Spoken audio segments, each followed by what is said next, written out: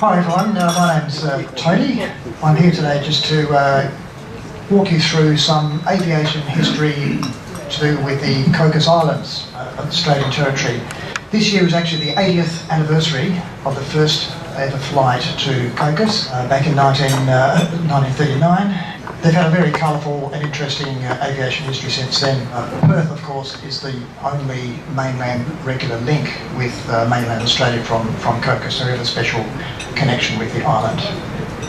And while the focus of this presentation is on commercial aviation, in the earlier years it's very much intertwined with military aviation, so there'll be a little bit of weaving between military and commercial in the early days. Cocos lies 2,900 kilometres north-west of Perth. It's almost exactly, I think, within about 20 kilometres, halfway between Perth and Sri Lanka.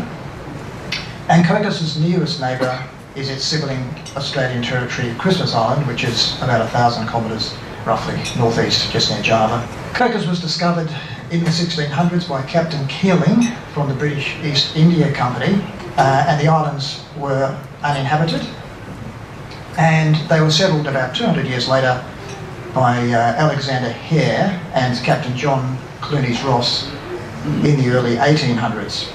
Hare was a merchant and adventurer, and Clunies-Ross was a ship's master. Soon after settlement on Cocos, there was a disagreement between the two men and they parted company. Hare left the islands never to return, and Clunies-Ross and his family stayed from about the 1820s. Clunies-Ross got into developing coconut plantations, and he employed workers from Malaya, Borneo and Java predominantly.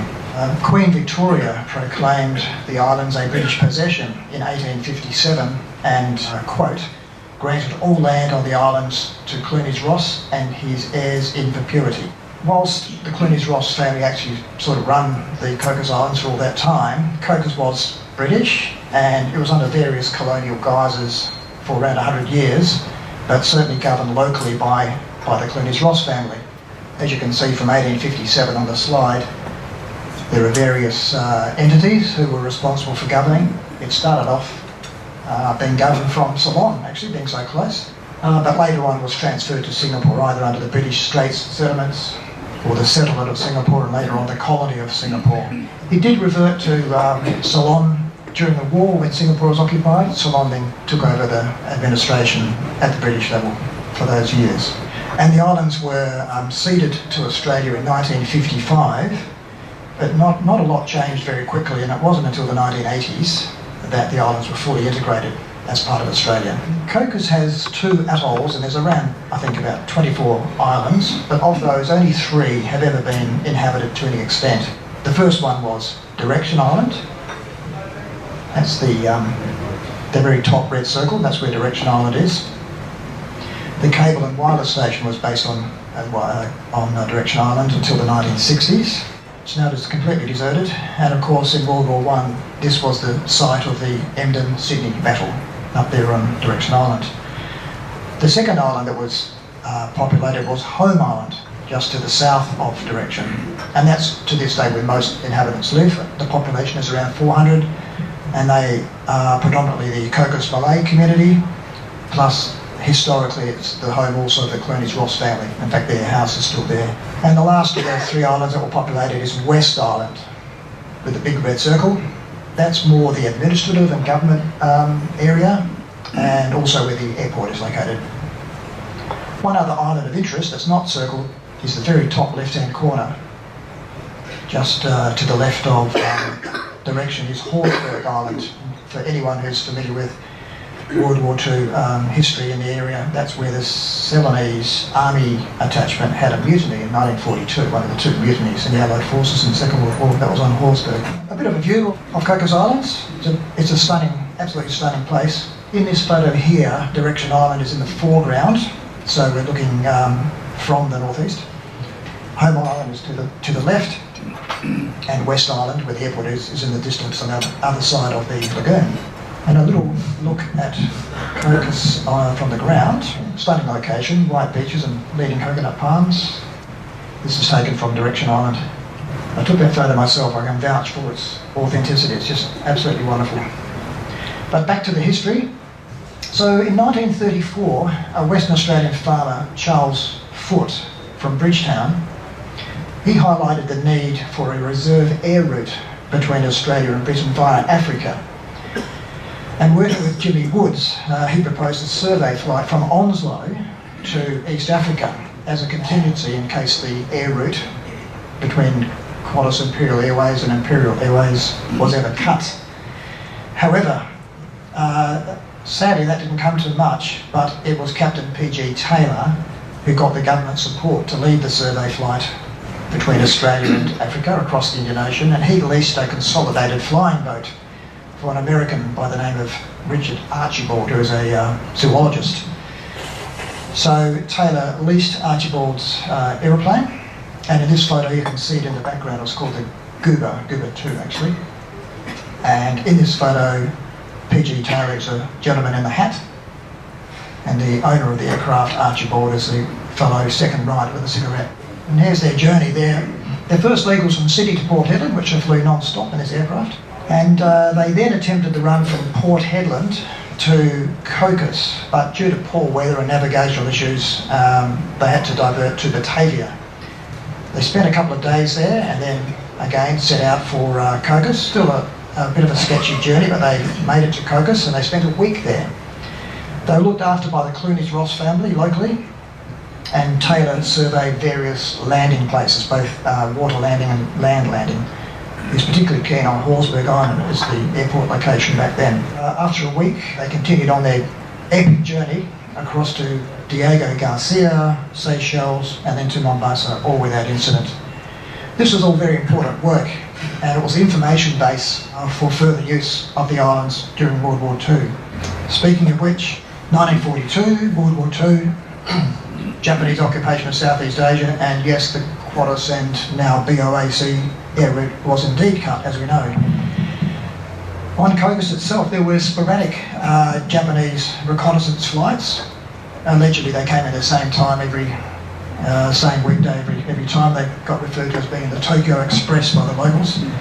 There were some air and sea attacks on Cocos, including the Cable and Wireless Station during World War II.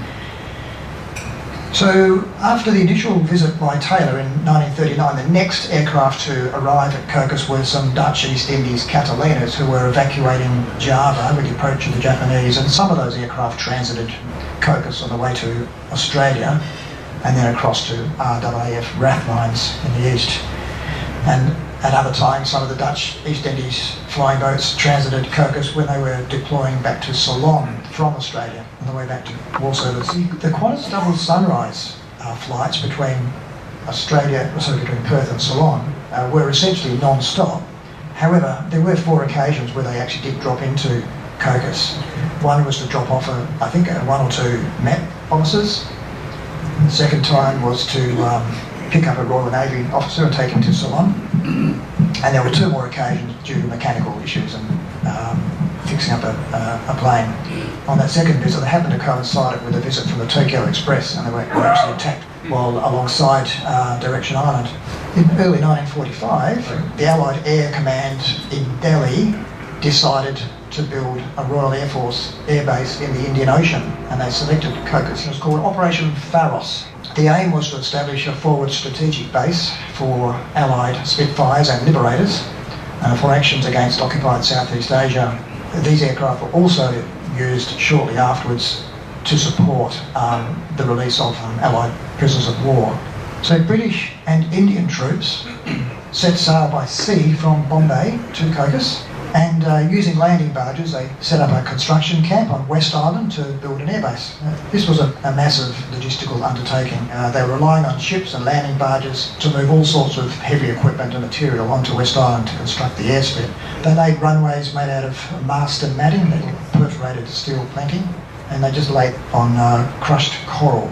They built basic infrastructure around the airbase, including jetties, and they cut roads through the jungle. And when completed, the airbase was designated RAF 129 Staging Post Cocos Islands. It was also known as SHQ Brown Base or Base Brown.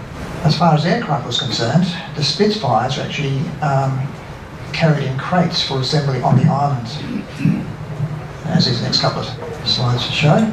Constructing the Spitfires under the shade of a coconut palm, and the finished product. Great photo. The RAF Liberators were flown from Ceylon and India. Liberators coming in. Other Allied aircraft, including mosquitoes, also used the base, together with Catalinas and Sunderland flying boats, which used the direction Island Lagoon for mooring.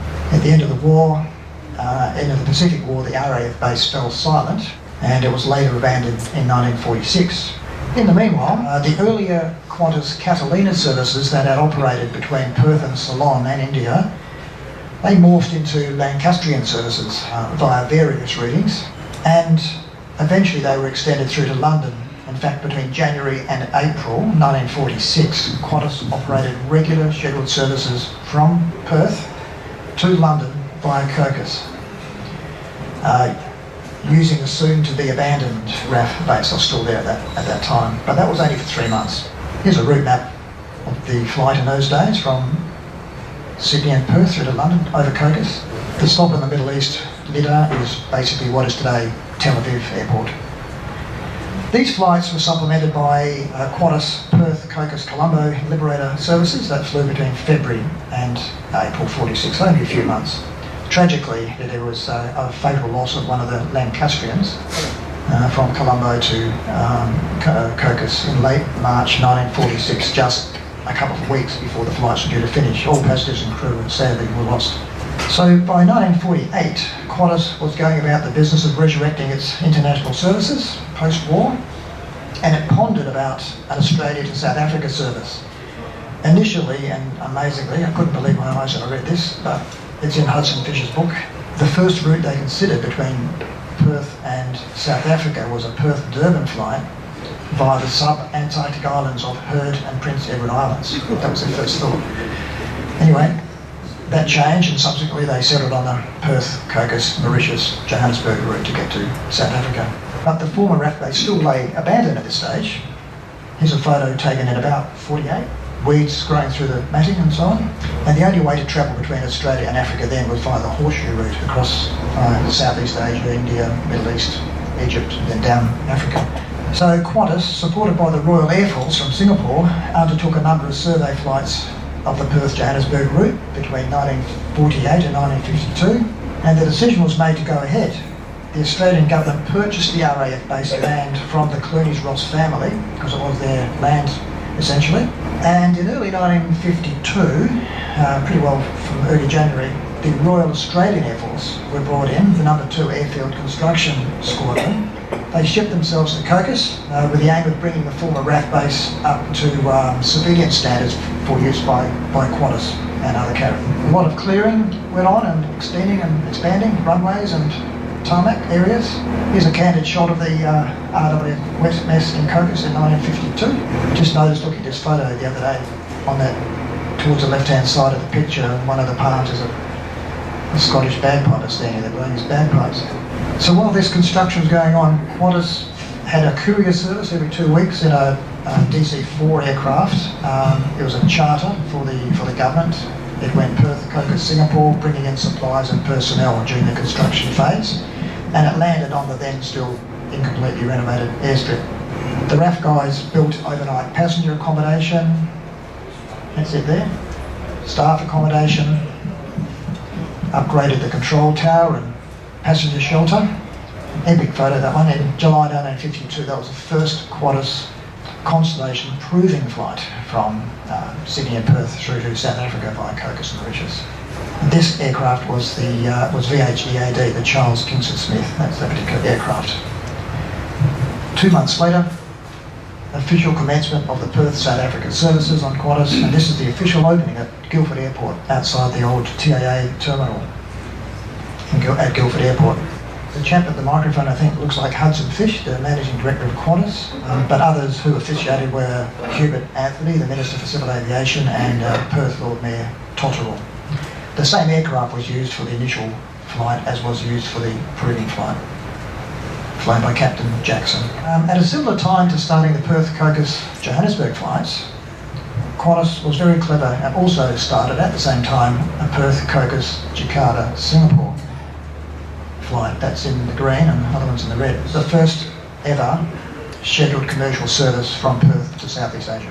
So to fly to Singapore in those days, flew by Cocos. And this was really smart scheduling by Qantas.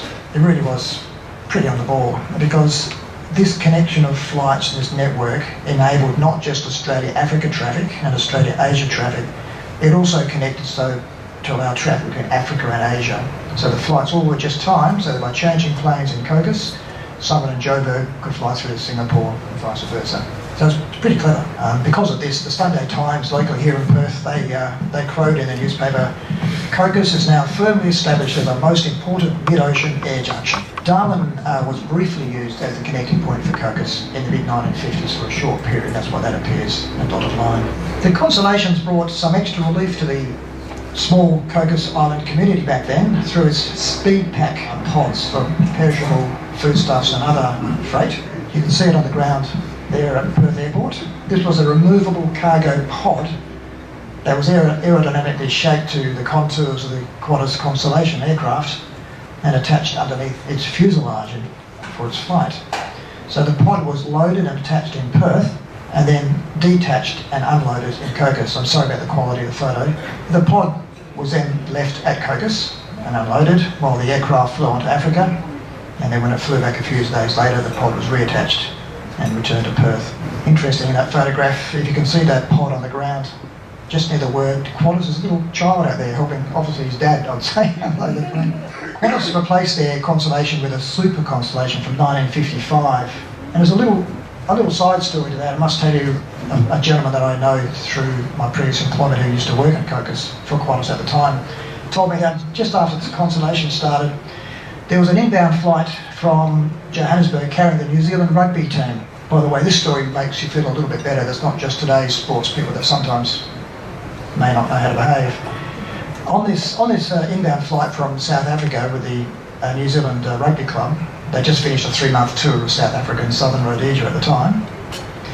During the flight, the Kiwis had become a bit rowdy and disruptive, and when the plane landed in Cocos, the captain, John Connolly, spoke to the New Zealand team manager and said that the team would be served no more alcohol for the rest of the flight, and they needed to behave themselves or they'll be offloaded. That was the message from Captain Connolly to the NZ team manager. The New Zealand team manager challenged the captain and said, "You can't do that." And Captain Connolly responded, "I can, and I will turn this aeroplane around at the first sign of any trouble and offload a lot of it." And it was also pointed out that to the manager that in that event there was no accommodation available in Cocos Islands, and the next Qantas flight was 2 weeks later. So the crew later reported that it was a very subdued team that completed their journey. That had started, and then the following year, in 1953, there was a London to Christchurch air race that took place. This was to mark Christchurch, New Zealand, becoming an international airport. The New Zealanders decided to arrange this race. Most competitors in this race flew via Cocos, not all but most. It was a relatively small field. There were 3 Royal Air Force Canberra bombers and 2 Royal Australian Air Force Canberra bombers, and 1 Royal New Zealand Air Force Hastings, a KLM DC-6 and a British European Airways Vickers Viscount. So they all left London. This competitor, which was a Mosquito, didn't make it to the start line, unfortunately. This photo was taken at Cocos en route to the pilot's journey to London to start the race, but unfortunately just after takeoff, not long after his photo was taken, he had some navigational and weather problems and had to do a wheels-up landing on the coast of Burma. There were no fatalities, but the aircraft was written off, so he didn't make it to the start, sadly. When the race did come through, here's some photos of some Canberra bombers coming through.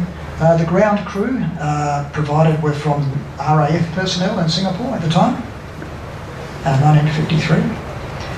And the brief transits that the Canberras had, and the other aircraft had, coming through Cocos was Grand Prix-like pittsmanship. It was absolutely stunning. Turnarounds in as little as 10 or 11 minutes, sometimes with aircraft all within minutes of one another. It's a great effort. This is the routing that the competitors took. Most went through Cocos. The one that's sort of to the north, that was a Keeling flight. I decided he wanted to call in at Jakarta on the way. So moving on back to the commercial flights, in 1957, South African Airways started services, Perth, Cocos, via Mauritius, Johannesburg. Initially they used a Douglas DC-7 and they worked in conjunction with Qantas, commercially in conjunction with Qantas, they shared revenue and so on. But unlike the Qantas services, which originated and terminated in Sydney, the South African services terminated in Perth, so Western Australia was their destination. Again, apologies about the photo. It's around, I guess, 60 years old. That's a slightly better one. One of the few colour shots I managed to find of a SAA aircraft transiting Cocos Islands with the crew and passengers standing having a chat while the aircraft's being refuelled, DC-7. For some time in the 1960s, SAA switched to a Lockheed Starliner aircraft to operate between Australia and Africa while its DC-7 was unavailable. This was leased from a South African carrier called SA Lugdienst. A little bit about Qantas staff postings, experiences in Cocos in the 50s and 60s. The gentleman in the middle there is called Ian Grant, and he related to me many interesting stories about his time there. It looks like a bit of an idyllic tropical posting, and to an extent there were elements of that, but there's plenty of hard manual yakka as well. There was no bulk fuel storage in those years, and all fuel had to be unloaded in drums at sea from a ship onto a landing barge. So there's the Qantas guys out there helping with all that. No high-vis vest or sun cream or whatever, I'm guessing. And upon landing, the drums were stacked in the fuel yard, all manually. After they'd been used, the empties were stacked up higher than the original ones, and for later return to Singapore by the same method. And the same went for general stores, all brought in by ship, unloaded at sea on a landing barge and brought in. And here's a load of Anchor beer being brought in from Singapore. I wasn't sure this was, by my contact, this was for passengers on the flight, not for staff. Quite a few cartons of beer there. Some of the old master matting still coming to good use in the 50s. This is Cocos Airport from the late 50s to the early 60s. Delightful little airport. And this is the Qantas Lounge, or Qantas Terminal. There is an interesting little side story about now, because this is around about 1956 at this stage, and Australia had just taken control of Cocos Islands, but the Clunies-Ross family was still around at the same time, and a lot of the protocols hadn't been worked out. And there's an interesting tale I heard. In 1956, Qantas was nearly caught in the middle of this little dispute. It involved a Qantas flight to Singapore. The islands were in the unusual situation of being under new Australian sovereignty, yet still ruled by the Clunies-Ross family, and being subject to both Australian laws and traditional Cocos practices. So from the Clunies-Ross's perspective, the Australian Commonwealth Government should only have been managing West Island, which is where all the government administration and expats, if you like, were. Whereas Clunies-Ross believed that he remained responsible for the Cocos Islanders community, who were predominantly living on home island. So the situation developed which tested the boundaries of both Clunies-Ross and the local Australian government representative, and there was some friction between the two men. This came to a head with one of these Qantas flights when a Cocos British resident wished to fly on Qantas to Singapore, and taking her Cocos Malay maid with her. Until that time, the only travel document required by Cocos Malays for travelling between Cocos and Singapore was a locally produced certificate of identification and authority to sign paper signed by Clunies-Ross. On this occasion, however, the government representative advised Clunies-Ross that the maid could not travel unless she obtained Australian travel documents from him. Clunies-Ross argued that the maid shouldn't have to have Australian documents because neither she nor other islanders had yet opted for Australian citizenship, which they hadn't. So the government countered that unless the maid obtained Australian documents, he would restrain her from boarding the Qantas aeroplane. Very awkward. Clunies-Ross ignored the government rep's demand, signed the maid's Cocos papers, and brought news of this encounter with the Cocos Islander community. So on the day of travel, a group of islanders accompanied the maid to the airport, for the Qantas flight departure to see whether the government travel rep's threat would be carried out. In the meanwhile, the government rep had apparently cabled Canberra for instructions, and on the day of the Qantas departure, the government representative advised that in this instance, he would allow the Cocos Malay maid to travel without Australian documents. So pretty awkward. Putting it in perspective, in fairness to both sides, this was just after the change, and I think there's a lot of detail that needed to be worked out, obviously. Some interesting visitors came through Cocos over the years. This RAAF Lincoln bomber was used a few times to fly up from Pearce Air Base to evacuate medical cases down to Perth from time to time. In 1956, General Charles de Gaulle visited, and Madame de Gaulle visited Cocos. This was during a refuelling and crew rest stop while de Gaulle was flying from Noumea westwards. I'm not sure whether he's going back to Europe or somewhere else. So they were showed around West Island by Lieutenant Colonel Jack Hull, who was the official Commonwealth representative at that time, and this was just after the change of sovereignty from Britain to Australia. General and Madame de Gaulle stayed in the humble Qantas passenger accommodation like everyone else did during that visit. Queen Mother passed through for a few hours in 1958 en route to Mauritius. Spent a little bit of time meeting people there. She was on a chartered Qantas Super Constellation, ultimately to fly through to Nairobi. So the aircraft was supposed to go on Cocos, Mauritius, Entebbe, and then Nairobi. While in flight from Cocos to Mauritius, there was an engine shutdown. So upon arrival in Mauritius, there was a 2-day delay while there was an engine change in Mauritius. So Her Majesty the Queen Mother was delayed a couple of days in Mauritius. Qantas finally was able to get airborne again and headed off to Entebbe, and then there was another mechanical delay. The aircraft was stuck in Entebbe for some time. The bottom result of all this was that the Queen Mother missed her event in Nairobi.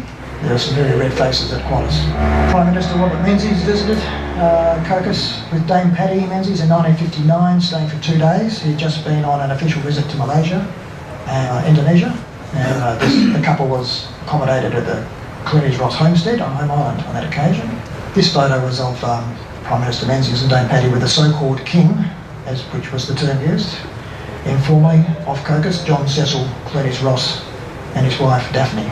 The Qantas charter then flew Robert Menzies and Dame Patty Menzies directly to Canberra after leaving Cocos. During much of the 60s and 70s, there were many commercial and, let's say, geopolitical charter flights through Cocos. Lots of them were migrant charters between the UK and Europe and Australia. There was livestock delivered by air in some cases because there's a livestock quarantine station in Cocos. Medical evacuations, general cargo, aircraft delivery, ferrying, all passing through Cocos. But on the military and the geopolitical side, there was some interesting movements. There was a lot of air traffic related to the Anglo-Australian Woomera rocket range in the 50s, the British nuclear weapons testing at Maralinga and Montebello Islands in the 50s and 60s. Dean Rusk, the US Secretary of State, passed through in 62.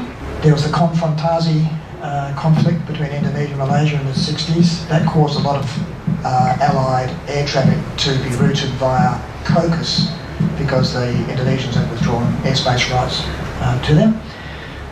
With the US moon landing in 1969, there was a lot of the aircraft passed through and stayed for some time to help with the communication with the lunar capsule.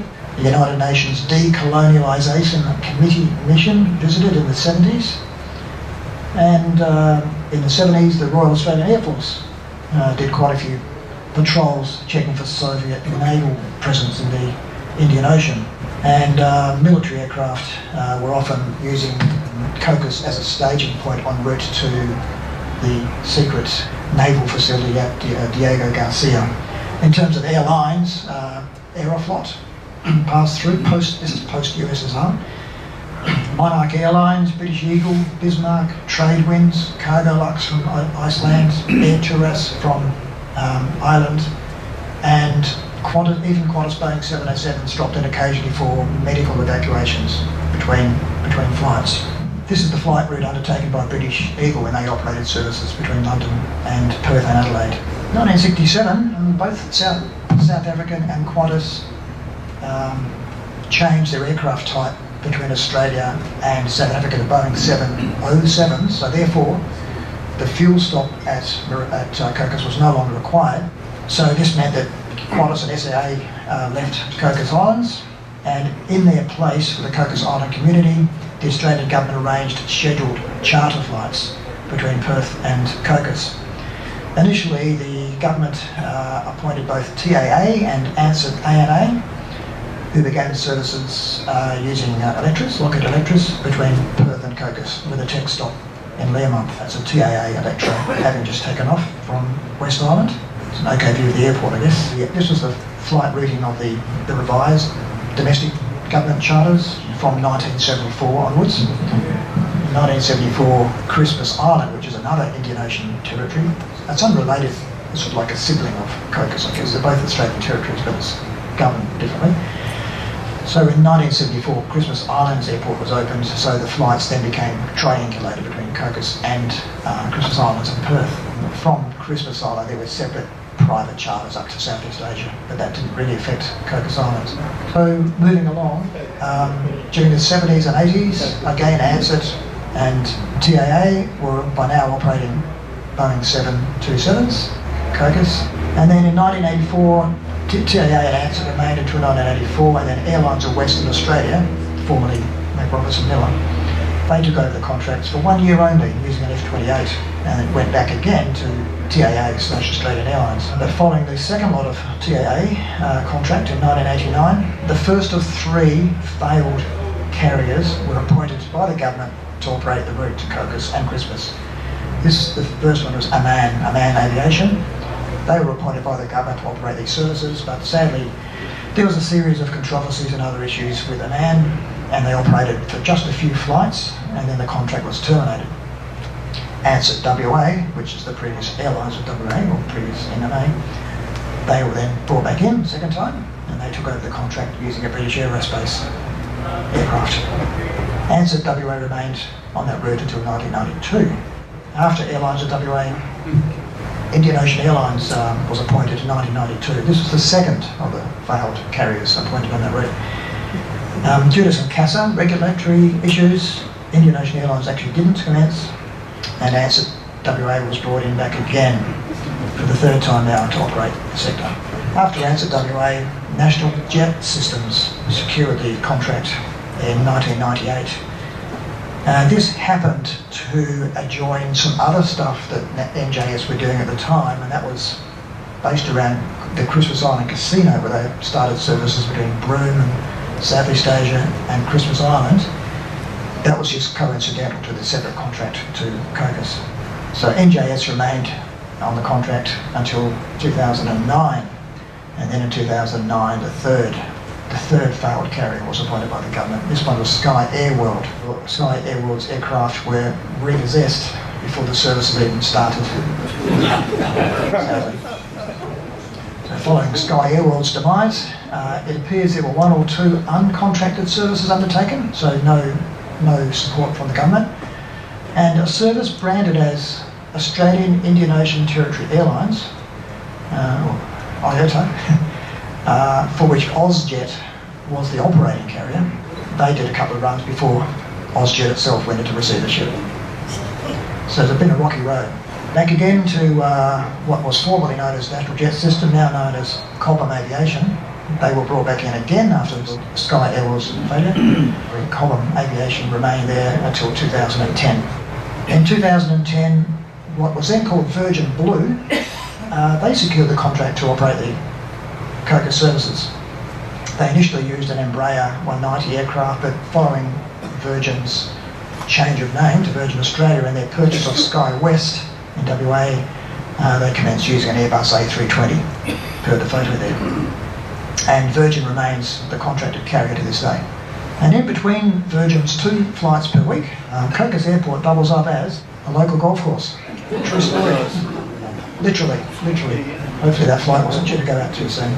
So in conclusion, for such a small speck of Coral Island in the middle of the Indian Ocean with such a small population, small and remote population, Cocos has really been an important intercontinental crossroads, in fact between 4 continents, flights Africa, Europe, Asia and Australia. And some might like to compare Cocos with the likes of perhaps the Pacific Ocean's Wake Island or Canton Island or the Atlantic's Ascension Island in terms of its importance to air navigation. But one thing's for sure, that Cocos certainly punched above its weight for many years. And behind their colourful aviation history, there's an even more colourful political and social history to these beguiling islands. But that's another big story. Thank you.